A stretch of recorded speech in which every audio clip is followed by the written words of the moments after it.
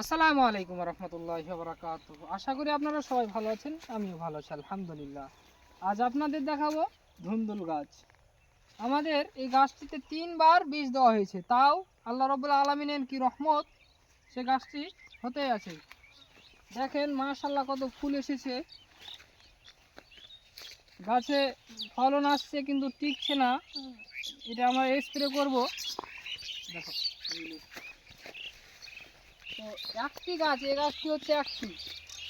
আল্লাহ রাব্বুল আলামিনের নিয়ামতগুলো দেখলে আমাদের জিক ভরে যায়, কারণ একটি গাছ কত পরিমাণ ফুল এসেছে। আবার আমাদের ধুন্দুলগুলো নামতে লেগেছে। দেখেন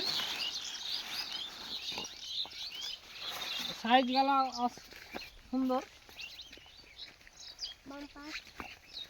বাম্পার। এই যে দেখুন আমাদের ধুন্দুল।